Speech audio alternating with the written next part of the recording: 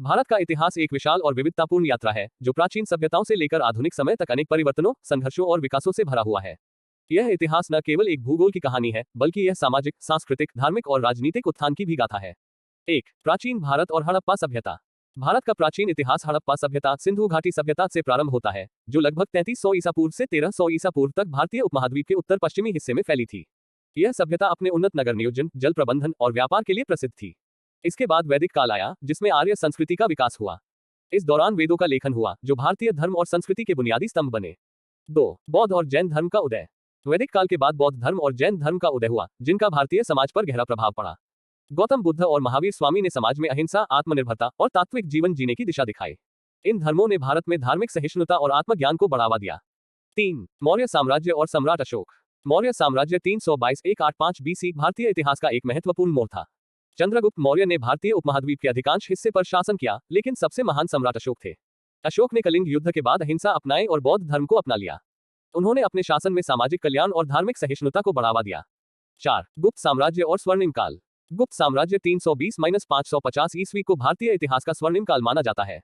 इस दौरान भारतीय कला, साहित्य, गणित और विज्ञान में अत्यधिक उन्नति हुई। आर्यभट्ट और भास्कराचार्य जैसे विद्वानों ने गणित और खगोलशास्त्र में महत्वपूर्ण योगदान दिया, जबकि कालिदास ने काव्य और नाटक के क्षेत्र में अभूतपूर्व कार्य किए। 5, मुगल साम्राज्य और भारतीय संस्कृति। मुगल साम्राज्य 1526-1857 ने भारतीय उपमहाद्वीप में सांस्कृतिक समृद्धि का एक नया युग शुरू किया। अकबर ने धार्मिक सहिष्णुता का आदर्श प्रस्तुत किया, जबकि शाहजहां ने ताजमहल जैसे महान स्मारक का निर्माण कराया। मुगलों के शासनकाल में भारतीय कला, संगीत और स्थापत्य कला ने नए आयाम छुए। 6, ब्रिटिश उपनिवेश और स्वतंत्रता संग्राम। ब्रिटिश ईस्ट इंडिया कंपनी ने 17वीं शताब्दी में भारत में व्यापार शुरू किया और धीरे धीरे भारतीय उपमहाद्वीप के अधिकांश हिस्सों पर अपना नियंत्रण स्थापित किया। 1857 में सिपाही विद्रोह हुआ, जिसे भारतीय स्वतंत्रता संग्राम का पहला संगठित विरोध माना जाता है। 20वीं शताब्दी में महात्मा गांधी के नेतृत्व में अहिंसा और सत्याग्रह के सिद्धांतों पर आधारित स्वतंत्रता संग्राम ने भारतीय जनमानस को जागृत किया और 15 अगस्त 1947 को भारत को स्वतंत्रता मिली। 7, स्वतंत्र भारत और गणराज्य की स्थापना।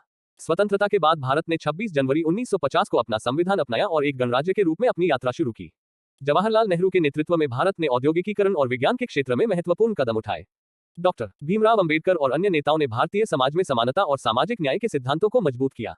निष्कर्ष, भारत का इतिहास अत्यधिक समृद्ध और विविधतापूर्ण है। इसमें प्राचीन सभ्यताओं से लेकर मध्यकालीन साम्राज्यों और ब्रिटिश शासन तक की घटनाएं शामिल हैं।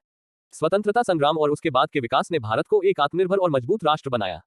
यह इतिहास न केवल संघर्षों और विजय की कहानी है, बल्कि यह भारतीय समाज की सांस्कृतिक और सामाजिक पहचान का भी प्रतीक है।